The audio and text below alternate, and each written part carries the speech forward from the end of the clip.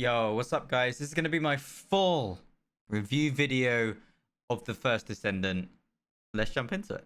Okay, so I've got a load of notes and things that I want to go over in this video. Things that I came across within the game that I'd like to kind of be a little bit like either smoothed out or just, changed, and some bugs and stuff like that. But I would like to just say that I really enjoyed the game. It is very much like Warframe. And again, I really do enjoy Warframe. I really do enjoy playing Destiny. These types of games are really for me.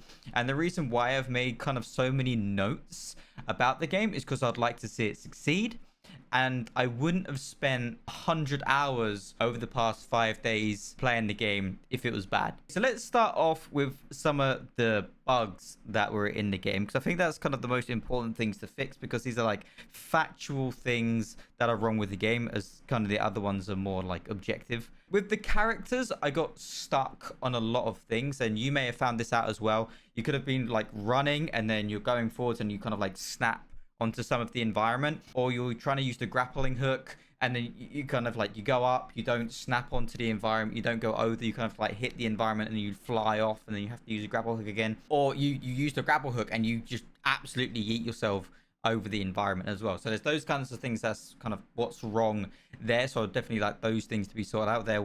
Just 100% bugs with collision. Now I had some bugs with the abilities as well, and this was with Glay, this was with Kyle. I didn't have any of these bugs with any other of the agents. It was just those two. When I went into some of Glay's abilities, they do work off HP, and I think the game registered that I was on 0 HP, but I was on max, and I couldn't change any of my weapons over. My bar was blue. It was saying like I'm out of MP, which Glay doesn't use MP. So that's a bug there. 100% need to fix that one. And then on Kyle, what happened is that when I was using, I think it's like regen or something like that, but it uses your MP bar, or your energy bar, sorry. And it was constantly being used, and it was always at 0. And even when I died and came back to life, it was still being used again. So I was stuck in using that ability. Now for the card dismantle, I don't know if you came up with this as well, but for the card dismantle, I can only do up to about 400 300 cards.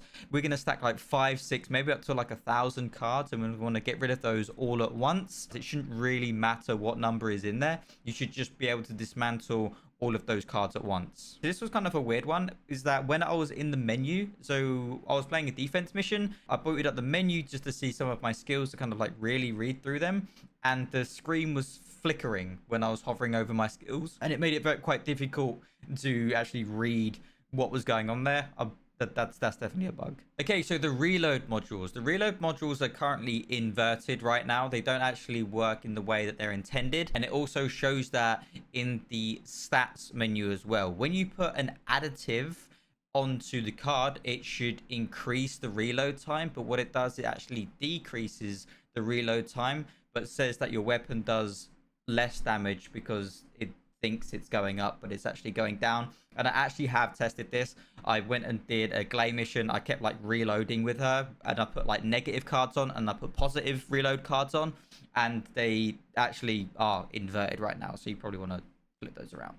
There's a lot of collision issues in the game that are kind of breaking it right now. I've been killed quite a few times by the mobs that just kind of, that are melee mobs with the claws, and they just run at you. They just run, they jump, and they get stuck inside you. Unless you're like proper jumping or you kill them, they'll just be inside you, and there's nothing you can do until you're dead. Now I had this a huge amount during the beta. I was stuck in so many loading screens. I ended up rebooting the game about 9 times, almost like every hour. It would say escape at the bottom right, and I wouldn't be able to escape, and I was waiting in the menu for about 100 seconds and nothing would happen, and I'd always have to keep rebooting the game when that happened. It was kind of frustrating. It was annoying me, as I did want to keep farming. So again, another bug. So jumping into the actual stats page itself, I really like the stats page. There's a lot on there. It shows you your weapon damage, it shows you your HP, it shows all these other things as well, but it doesn't actually show you what your skills do and the damage of your skills when either have modules added to them. And especially in the stats page, it shows you that you've increased the damage of your abilities, but you don't actually see the actual damage itself. So I would actually like to see the damage of my ability and then up by 50% or whatever. Then it shows my damage after the 50% increase. I would really, really, really like to see those numbers in the stats page and in the mods page as well for guns and for characters. Okay, so those are more of like the factual things that were wrong with the game. And now I'm going to move on to like the bigger portion of it, of kind of like my opinion and things that were kind of wrong with the game. So the stun time and the freeze mods, or the stagger time. Sorry, especially in boss fights, the stagger time is just insane. When you're hit, I can't remember what the names of them, but the little ads, the ads that kind of like spin around in the boss fights, the stagger time is insane. They hit you, and then you kind of like, you're hit by them, and then you move, and you're kind of just stood there for like about a second or two, and then you can move. It's like we're kind of stuck in animation time or whatever. If it does hit you, it needs to hit you like a second, and you stay there for not even a second. Like on the point that you're hit and that you land, you should then just carry on with the mission. Like it's hit you, I don't need to be staggered, you know, for any longer than, you know, a 0.5 of a second. I don't know, on top of that, the freezing in the game is insane. This isn't Diablo 4, okay? I want to be able to move when I'm playing the game. And in some of the defense missions, especially in the sterile lands, on the defense mission sterile lands, you get freeze mobs in there. There's quite a lot of them. And in large groups, when they're throwing over the freezing abilities, you will be stood there until you are dead. And it is very, very frustrating. If you are frozen, either what you do, you have it build up over time. So you have like 1, 2, 3 frozen sort of thing, if that's how many you've been hit by. But then you're frozen for a period of time, and then you can't be frozen again. Once that time is over, then you can be refrozen. Just making sure, again, like you're not repetitively just there, not being able to move, not being able to shoot, because that is game breaking, it is annoying, and it is very, very, again, frustrating to kind of play with, and does take away from the overall fun experience of the game. So the game is very, very similar to Warframe, and I would want them to kind of take a little bit from Warframe as well, on top of what they have done already, and that's the loadouts. I would really like some loadouts in the game, because there's a lot of modules, there's a lot of cards, there's a lot of abilities, there's a lot of descendants, there's a lot of weapons, and I would like to use all of those. I wouldn't just want to sit there and keep remodding my guns for different boss fights, because bosses have different resistances to them. Some are weak to electric, some are weak to fire, and I don't want to have to keep pulling out my fire gun and then sticking on that like the fire mods, because I was using that for my defense mission, and the defense mission mobs were weak to electricity but strong to fire, so I had to take that mod off and then replace it with something else, right? It would make it a lot more kind of user friendly and easier to kind of play, and, you know, more efficient. Now, what I found out as well is that the trader is really, really far away. He's like the salesman, the blacksmith, whatever. The guy that just equips your guns that you can sell to, he's really far away. What I would like is someone to be a little closer, more like, I can't remember his name, but the guy that you do the void missions with. I'd like there to be a sales guy there. And if I do want to upgrade all of my gear, I can go over to like the upgrade section, and over there I can also sell my stuff as well. But if I just want to continue farming, like I come out of like 10 void missions and my inventory is full, I'd like to just come in from Albion, sell to the trader, and then jump back into my defense missions again, just to make things a little bit more efficient when, you know, we are trying to farm. I can't stress this enough, that the ultimates on a lot, I'd say on 99% of the Descendants, the ultimate animations and the animations of your abilities are way, way, way too long. They really are really, really too long. I've played almost everyone, and apart from Ajax, every animation was crazy hang time. When you play with Glay, you'll find this out with Glay, and you'll find this out when playing Viessa, and she's one of your first agents as well, is that you go into one of your ultis, let's say Glaze, for instance, you bring out Glaze ultimate, and she kind of like grabs up, she gets the gun out, she kind of like whatever's with the gun, and then you want to press, you know, her kind of infinite ammo ability, and then she kind of like, she's brought out the gun, and then she kind of stays there, and then she goes into her rage mode, and then you fire. You spend almost about 8 seconds in animation time, and you're stood still in animation time as well. That means you're stood still, not doing anything, part animation time, for about 8 seconds, which again may seem like a short period of time, but when you're in a boss fight and that boss is raining hell upon you, or you're in a defense mission and you've got these hordes of enemies ready to just destroy you the second they get on you, there isn't 8 seconds. I would really recommend that you take a book from Ajax and make every single Descendant as smooth as Ajax, and it'll be so much more fun to play. Now, here's a kind of a personal preference here. I am a Dark Souls player. I've played loads of Dark Souls games. Iframes. I found this a lot with some of the bosses as well, and with some of the mini bosses that spawn in on the defense missions, is that when they come in with some of their knock-ups or their pushbacks and things like that, you should be able to get away with them. The Devourer, for instance, when he does his double fist down on the floor and you're knocked up, if you roll his double fist within the iframe, you should be able to skip that and then continue fighting the boss. You shouldn't be knocked up. Yes, you'll receive poison damage because you're in his poison pool, but you shouldn't be knocked up because you dodged it. So I would recommend adding some iframes in there just to kind of increase the skill level of the game, but we get punished for doing that because there's no iframe there to kind of protect them from, you know, what's going on. Now, the world does kind of feel a bit empty when going from mission to mission. Apart from we're going from like defense missions where you would do that in town, if you are trying to farm some of the resources that are in some of the missions, the world is really empty. Like there's no minions, there's no mini bosses, there's nothing in the actual world itself. And the only thing that actually happens is when you go to the mission, you spawn the mission in, or you activate the mission, and then anything just starts, and then that's when the mobs start coming in. I would actually like some mobs just in there, just, you know, out and about to make the world feel a little bit full, like a group over there, group over there. I may not even kill them. I'm probably not going to kill them because I'm just going to run to the mission and activate the mission. But as a world that's kind of been taken over, especially like the sterile lands, the Vespers, like these really dense areas, they should definitely be mobs in those areas because those areas belong to them. You know, it kind of just suits the vibe of the area. So yeah, I would like the world to feel a little bit more active, a little bit more full. Okay, so jumping into the raids. So when you're logged into a raid, sometimes you may be there for a little while waiting until like the party comes together. And what you're doing there is you could be sat there for like 20-30 seconds just in a loading screen, which isn't exactly fun to just sit there and watch this animation take place. I would like the loading screen to kind of be in the background. So what I do is that I go into the void guy, I activate the party, and then the party kind of just like it closes into like a mini screen at the top left, like a countdown or a timer.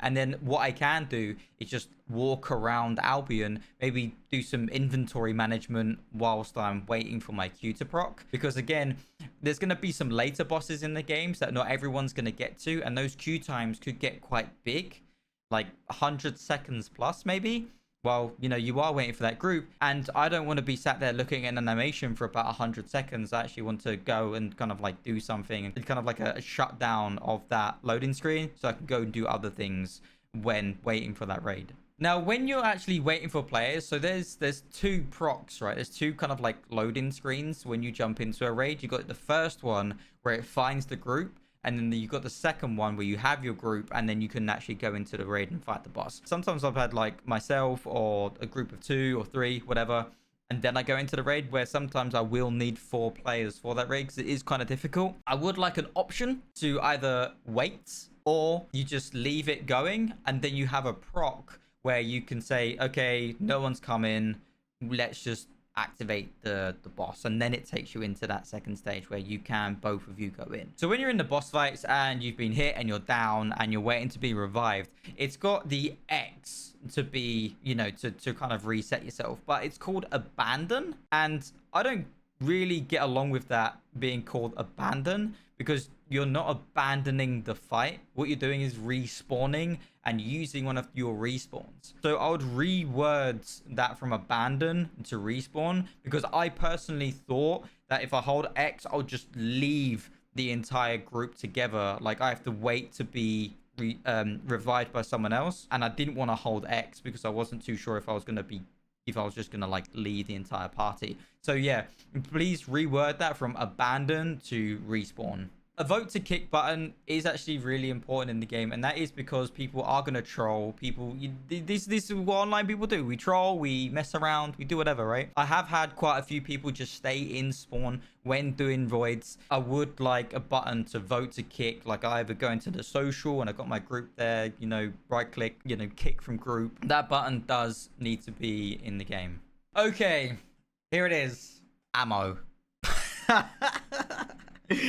Ammo in boss fights. How many times have you run out of general ammo in a boss fight? You name the times, because I'll tell you every time. Every time I was in a raid, I ran out of ammo. Please put some loot boxes. The mobs just don't give enough, or if any. I've been running around the map. I've killed all 4 of the mob spawns and none of them dropped any general ammo. Please, please, please put some boxes in there where you can actually kill the boxes. They respawn, whatever, and it drops just ammo, random, whatever. I don't care. I want it to drop ammo. I want general ammo, because that's the gun that I'm going to be using the most. Please. Okay, so let's talk about chat. In the actual box itself, you actually have to hit enter twice to clear your chat, to regain control of your character. This should not be a feature. You should only be 1 enter. I should be able to type in chat. The boss is like left shoulder is low, enter, and then I gain control of my character. I shouldn't have to say the left shoulder boss is low, enter, enter. Now I have control over my character again. Then on top of that, there's a word limit cap in for the chat as well. The last boss, we're trying to figure out how to do him. We're not looking up any guides. We're just trying to figure it out as a group. And having chat limited to like, I don't know, like 200 characters or whatever is quite difficult to deal with when you are trying to figure out as a group to come up with ideas and plans and stuff like that to how to actually kill and take down the boss. So please extend the chat limit to more than what it is right now. I would also like a ping button in those boss fights. I can actually ping where to be on the map. Like, you should be over here. We should all be over here. You should be attacking this thing, or this thing is low, right? If I have that ping button, I can indicate better what's actually going on. And this is not necessarily to do with actual raiding groups, because you're probably going to be in Discord. This is more like with randoms. And if there is like someone over there and I ping the shoulder, he can then grapple onto it and then take out that armor piece, right? Because he knows that I'm shooting this, or we should all be shooting this. Like, if I ping it, it gives a better indicator of what's actually going on within the actual raid itself. Now, the weak points on the bosses are all the same, right? There's some knee ones, there's a chest one, there's some on the shoulders, and there's one on the head, right? They're kind of a little bit, they change around with the character. You know, some character models are different than others. One's got like a helmet, one's then got like a thing on the side, you know, but they've all got shoulder pieces, they've all got knee pieces, they've all got a chest piece, which is kind of a little bit lame. I already know the weak points of the next boss. You don't need to tell me the weak points of the next boss. It's not anything like mind-blowing. It's like, okay, his knees are going to be weak, his arms are going to be weak, his chest is going to be weak. So I would like them to actually change some of them around. I mean, some of them don't even need to be on the body, right? He could be just this absolute tank, but he spawns something in, and when he does that thing becomes the weak point because it's outside of his tank. You have suffered with this one. If you have played the first Descendant, I know you suffered with this. And this is the wreckage of the pillars in the raid bosses. When a boss walks through those pillars and it collapses on top of you, you cannot see at all. You will never be able to see until that wreckage has been cleared. There is so much wreckage from one pillar. It is insane, right? I feel like it spawns more than the actual pillar was made out of, right? And I'm surrounded by this wreckage I can't see. So I will definitely reduce the amount of wreckage that comes from the pillars. And I know this is kind of a bit of a ask, but have the actual pillars blocks to have collision, so you can push the wreckage out of the way and you can move through it. They might even do a bit of damage. I don't mind that, right? It's a falling pillar. It will do damage, but just allow me as a character to make my way through it, other than just not be able to see and then die because of that. My last thing about the raids is the hummingbirds. On some of the bosses, the hummingbirds are just ridiculous. They are doing some really janky, glitchy, very unsmooth movement when trying to shoot them. Like trying to fight the pyromanic, they're doing this, and you have to track that. You know, it's quite far away, and you're trying to shoot them down, and they're kind of just doing this. You waste like maybe like 2-3 clips on ammo just trying to take out a few, and you actually don't have that ammo in your inventory because you've been fighting the boss. Not many mobs have dropped the ammo, and then you have to take out the hummingbirds, and it's quite difficult to do. So I'll definitely smooth them out quite a lot. Okay, so I thought about some like a little kind of cool things to add to some of the characters as well. So some of the characters have some animations to them, some unique animations to them, which is quite nice. But I'd like to take that just a little bit step further with two of the Descendants. So with Viessa, when you activate her frost walk, she just kind of walks faster, which isn't nice. It isn't unique at all in any way. Like if you was going to do that kind of animation style, you would put that on Bunny. That makes more sense because electricity, bam, she starts walking around like the Flash. With Viessa, that doesn't really make sense, especially when you activate her frost walk. What I would have is her do like an ice skate animation, because she's putting down this ice on the floor. She's leaving this ice trail, so she would be kind of skating on it, you know what I mean? So I would add a kind of like an ice skating animation to her when you activate Frostwalk. Now with Kyle is a big heavy mech with giant jetpack on. Like, use it, you know, it's a really cool feature to him. Don't have him just have some normal jumping animation. It jumps like every other character, and it's like a leap into the air, and then he tucks his legs behind him and leap in the air, tucks his legs behind him. I wouldn't have that with him, just because he is just this giant heavy mech, and it doesn't feel that he is this giant heavy mech. You know, you want, when he lands, you want to be like boom, you know, because he's got all this heavy armor on. So when he takes off, I would like that to be represented into the character as well. So maybe my thoughts behind it were to, when you jump, you have the jets kind of like activate, like the jets kind of push you up as you jump. That's kind of my thinking there. Okay, so there's not a lot of mob improvements that I would want to kind of delve into, apart from, you know, them glitching inside of you and stuff like that, but we've already been through that one. Just a few more with the shields, like the giant invulnerable shields that emit from some of the mobs. I would like them to be killable. Sometimes when you are doing defense missions, there are a lot crammed in that shield and you can't kill them, especially if there is a suppress in there and they have taken your skills away. I experienced this as quite a lot as a bunny. If there was a suppress in there, I now have to enter that shield, and there is no other way that I'm taking out the 10 mobs that are in there, because I'm not using any abilities. Obviously, the shield, or the dome, sorry, should be quite tanky to take down. You should use like maybe like 1 or 2 full clips to kill it, but you should be able to kill those dome shields, and then it cracks, it shatters, it does whatever, and then you have some time to kill the enemies in it, and then over time it can come back again, and then you kill it again if you haven't killed all those mobs in the meantime. But this is my last one as well for mobs. The invisible mobs, when they go invisible, they become invulnerable. They shouldn't be invulnerable when they're invisible. Definitely have them killable whilst they're invisible, because that doesn't make sense. I personally think that's more of a bug than anything else. Okay, so moving over to some of the card mods. The leech mod, the HP leech and the MP leech, they don't work as I wanted them to work. I actually had to go and read into how they worked because I was really confused. I thought they worked like how their leech works. Like, you know, their suppress, you go near them and it kind of latches onto you, right? And their HP leech one, you go near one and it kind of like latches onto you.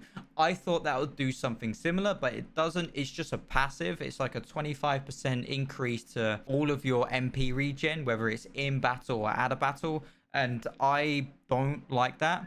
You either change the name from leech to something else because it's not leeching, or you actually make it leech, or you separate it into 2 cards and you have one actually leech, and then you have the other do a 25% bonus to in and out of combat, MP, and HP recovery. Okay, so I had a problem with the 1 HP mod, and the issue is that you could never get anyone up who was using it. There would always be one shot, because your HP is at 1, and you don't regain any of your shield until you haven't taken damage for a certain amount of time. So I think what you need to do there is to either have them to be invulnerable for a period of time that allows them to regain their shield, or when you're picking them back up again, a feature of the mod is that you gain 10% of your shield back when you are revived, just to allow them to actually kind of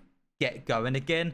Otherwise, you are just stood there indefinitely trying to revive them, or you have to clear the room yourself and then revive them afterwards. Okay, so let's actually jump into the bosses themselves. This was kind of crazy. The Devourer of Souls. The Devourer is an insane boss. For a normal boss, he is cracked. And apparently, he got buffed halfway through the actual 5 days of the beta. He does not need a buff. He is insane for a normal boss. He's like a gate guardian of difficultiness. He's got poison AoE, he's got knockups, he's got healing, he's got shield, he's got immortality. And for a normal boss, he just feels like a hard boss. You could actually remove one of the hard bosses and put them as a normal boss and put him back into the hard boss category. He is insane. I don't mind his abilities. Like when he does the missile thing, when he puts his immortality up and, you know, you need to go and kill the domes. When he does the missile thing, that's completely fine. I think his abilities are completely fine. Like his damage is balanced. But the healing, that is when he goes into his immortal phase, if you do not kill those domes in time, those kind of like capsules, he'll just be at full shield, full HP, which is insane because he gains so much back and it takes you so long for you to kill those tablets. Reduce the amount of HP that those tablets have to 2 clips to 1, or from 2 clips to 1. It takes 2 clips of the SMG legendary at 40,000 damage. I was hitting that thing for 20,000 a shot and it was not going down, right? Reduce the HP of those tablets and then allow him to gain less HP back from them, just so you can clear that wave a little bit faster, because again, he is a normal boss, and I think that is the only thing that really makes him difficult, is that time that you have to take to kill the tablets and the time to actually in which he heals back pretty much everything. So just reduce them down by quite a bit. Now the Bride isn't a crazy boss, but I do like her. I said the only thing that you would really need to nerf on the Bride is that when she warps on top of you, she does like this teleport, and then she activates her invulnerability move, which is a giant frost dome. If you were to be the unfortunate one that would teleport in on top of, you're dead, guaranteed dead, because you're not going to get out of that bubble. I've tried so many times. I would reduce the size of the bubble, not the damage that it does, just the size by like 5-10%, because I don't mind being on like 10-20 HP when I leave the bubble, because I was kind of punished, right? But I shouldn't be a guaranteed death. Now the Pyromanic is just very standard from a boss fight. He doesn't feel hard. He's just a bullet sponge. He just takes a ton of damage and he doesn't die.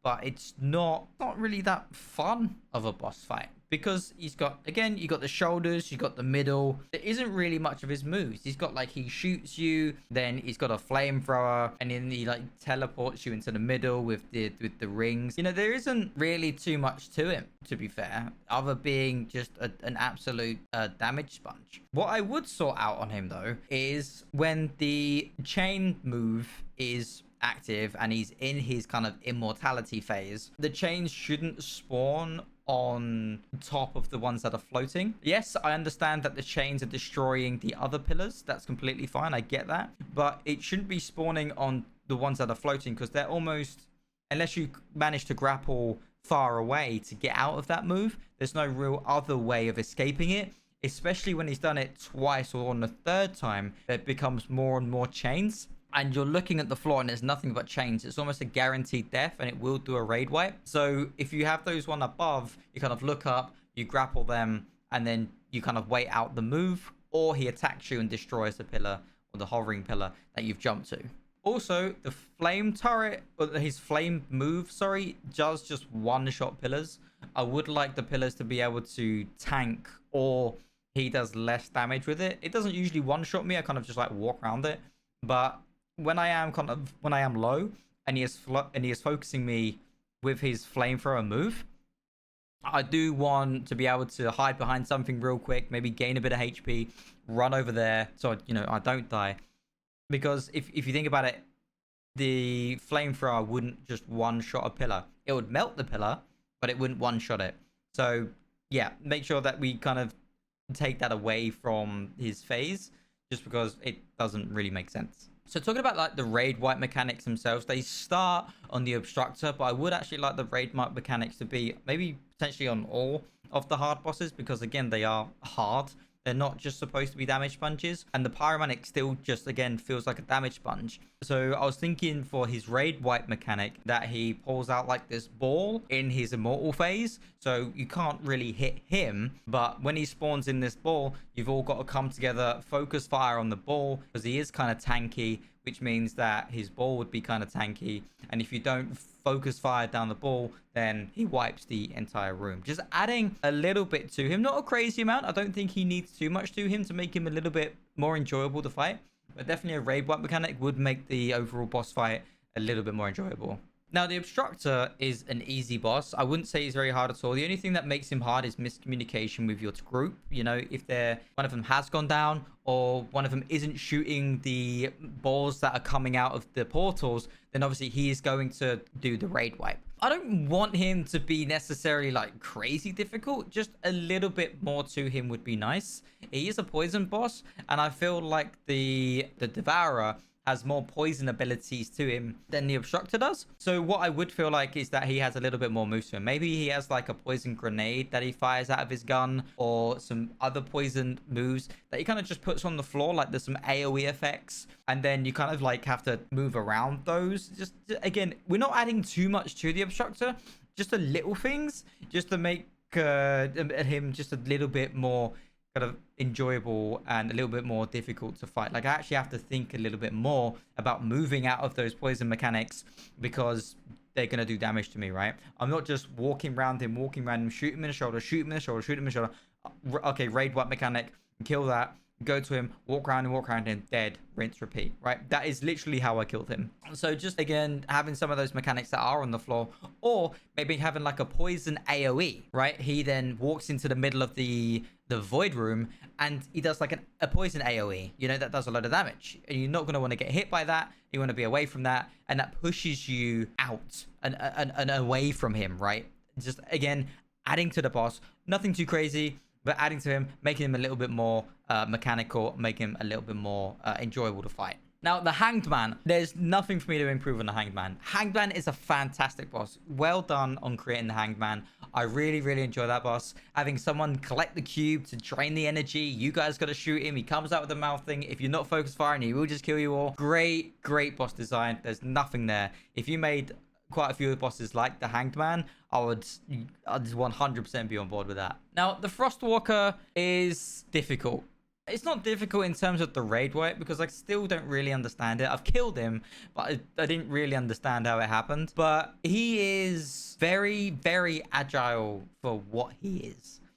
I would say slow him down, especially during his immortal phase. You can get him to his immortal phase quite quickly, because you just kind of like, you get him down, you either shoot the shoulders, you get someone on the shoulders, you shoot the face, and you take out the weak points, right? And then he spawns the canisters on his legs, but the legs are always moving, and with the little ammo that you have, you will hit the legs like maybe like 5 or 6 times in an entire clip, and you don't have that ammo to spare. You don't have it. I'm wasting so much ammo in trying to hit the legs, and he only stops a few times before he jumps into his raid wipe mechanic.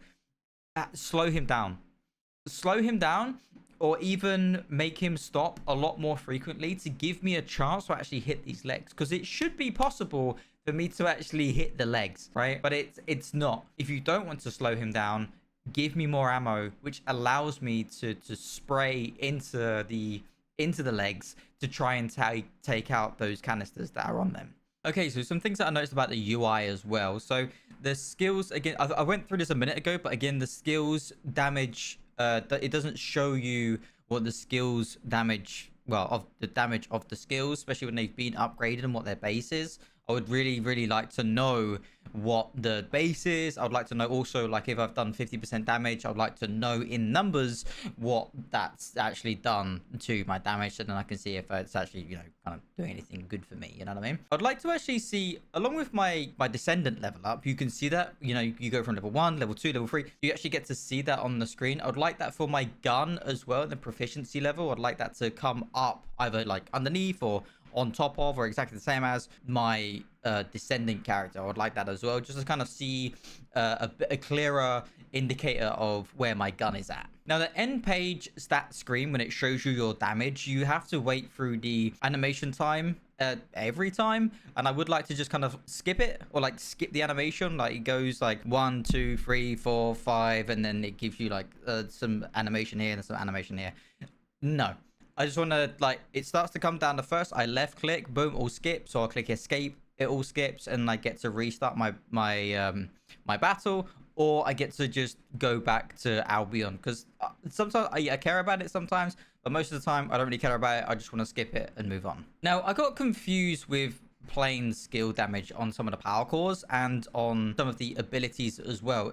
It shows you fusion skills, it shows you singular skills, it shows you that it does electrical damage, fire damage, cold damage, whatever, but it doesn't show you that it does plain. It doesn't show you that it's plain. It's like we would just assume, because it doesn't have the other stats on it, that it is plain, but because the other stats are there, I don't know if it is plain. So it would be nice to see if it is a fusion skill or it is a plain skill, to have the plain skill there, just like it has fusion singular. So if it isn't fusion, if it isn't singular, it's plain, and it needs to have its own little logo indicator to just make it, just kind of emphasize and to make it clear that it is plain damage, so you know what's actually happening. And for my last bit of critique, again, it's been a huge, massive video, and again, if you have stayed through the video, I really do appreciate it. Again, this kind of is directed kind of more towards the devs, but if you did enjoy the video, you know, yeah, really appreciate it. And again, if you have anything that you would like to add into the you know, comment section, and that you kind of struggled with the game, or that you'd like to see be improved with the game, and I didn't cover that specific topic, make sure to put it in the comment section below. And you know, just again, let the devs know. Hopefully they, you know, see this video. But yeah, okay, so jumping into the design of the kind of the game itself, and this isn't coding, this is visual, okay, because I'm a 3D designer and I like the look of things, so I want to kind of critique that kind of part as well. Kingston, your kind of first area, looks really nice. It suits the aesthetic. It's green, the colors pop, the sky is nice and blue, and it's a small kind of area as well. Like the 3D design, the buildings, the foliage, a lot of the floor textures, they all look really nice. Kingston, I feel, is the most polished area out of the all the other areas. I think the Albion is very polished as well. Moving on to the sterile lands, it's very, I mean, it's a very arid place, and it comes across like that, like it's very deserty. You got some poison in quite a few areas as well, but the sky is kind of gray. There's no kind of dust in the sky. That's kind of emphasizes how arid the place is. And also, it's very green, and I'll show you in Photoshop how green the actual area is, and you kind of you'll see what I mean when I say it's got a very green vibe. And then going over to the Vespers, the color's just being washed out for some reason, and they feel kind of more overexposed. And we'll go through some of those fixes in a minute in Photoshop, and hopefully they'll be able to change some of those looks to it. Or if that is the look of the game that they're going for, it could just do with that little bit more of polish, you know. But before I jump into Photoshop and we go over the kind of the areas, I would like to talk about the boss rooms. Now, there's only 2 variants of them so far. What I would like to see is with the elemental bosses, for them to be different for when the elemental boss comes down. You know, you've got the Dead Bride, and she's a frost boss, and then you've got the Pyromanic, who's a fire boss, but they're not in the same, they're in the same area, aren't they? Yeah, so they jump into like the same area, right? You've got that water that's on the floor that you take damage if you step in. But if you wanted to take that to the next level, when the Dead Bride falls into the map, I think the map should become more frozen, have that kind of like white filter, maybe like some, you know, frost on the floor. The water that does damage to you turns into frost, and if you step on it, you start taking some frost damage. Maybe some of the maybe some snow in the environment as well, just to kind of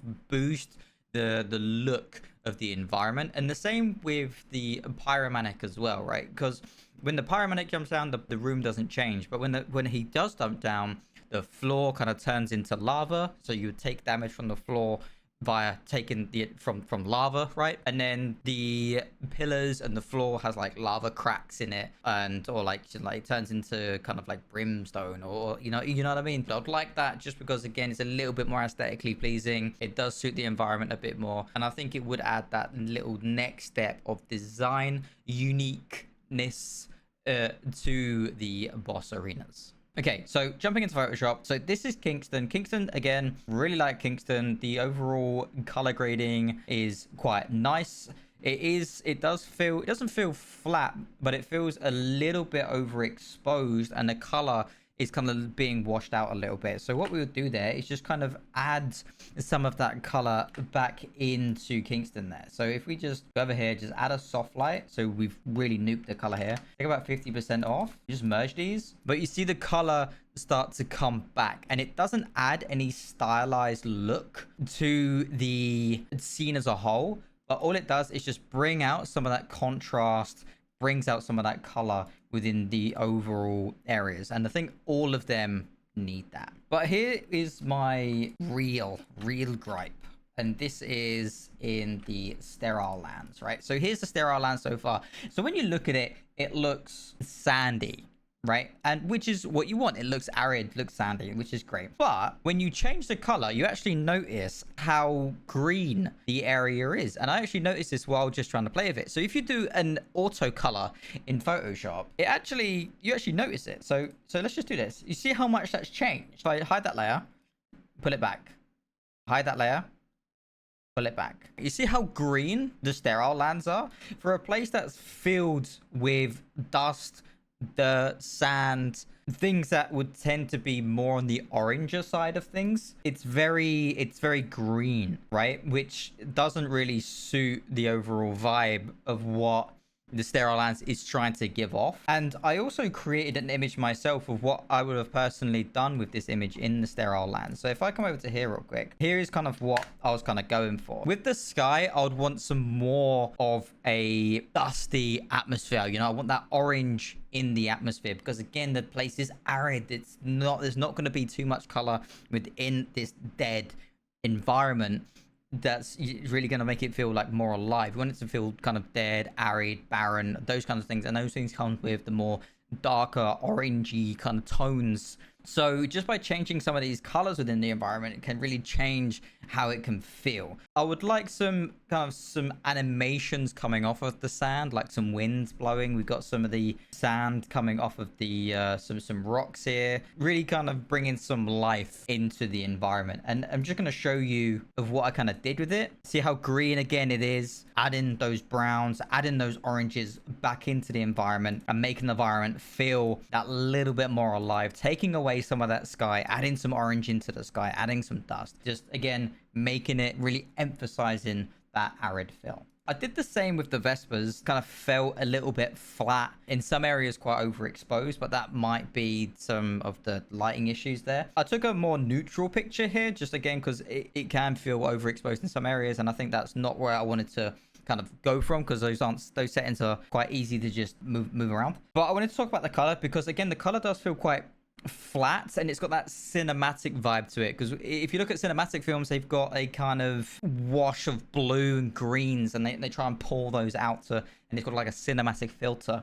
But here, what we want to do is kind of bring back some of that color out of the image here. So what we're going to do, we're just going to go again, we're going to go a soft light, turn it to 50%, collapse some of those colors here. So again, we just have a look. You see, we're really bringing back, you can see how washed it kind of feels out now. And then we kind of see some of those colors bring back while introducing some of the darker colors back into the environment. But if we just come here as well and we add some red, bring back some of the greens, add in, take away some of the yellows here as well, take away some of the blue, sorry, because again, it is quite blue as an overall image. So we're just going to bring some of those greens out of the image here, introduce some of the red, and we can see what this really does. So you see it brings back some of that life, brings back some of that color. The game is going for realism here, especially within the environment, because of the textures that it's using. It does look like it's using like mega scans within the environment, and I like that, but it's not that's being manipulated. I think it's some of the post-processing volumes that are being manipulated here, some of the color that's being taken out and being washed out by some of the exposure. So if you bring some of that back, add some of that color back into the environment, I feel like that would really pop that little bit more and allow you to really enjoy some of the worlds just in that better kind of detail. Okay, but yeah guys, that's my full review for the first Descendant. Again, that might have sent like quite heavy critique to the game, and that might have come across as like I didn't like it, or this is what's wrong with the game. But again, I really did enjoy my time playing the game. Again, if I spent 100 hours on the game, you know what I mean, you're not just gonna, if you don't like it, you wouldn't spend 100 hours on the game, right? Like that's just a given. I really did enjoy my time playing the game, and the why it's so negative is because I want the game to do really well, because again, I enjoyed it, and I want to enjoy it even more and grind for those characters and play all those kind of things when the game comes out. You know, I really want to jump into that. But yeah guys, that's it for me in this video, and I'll see you in the next one.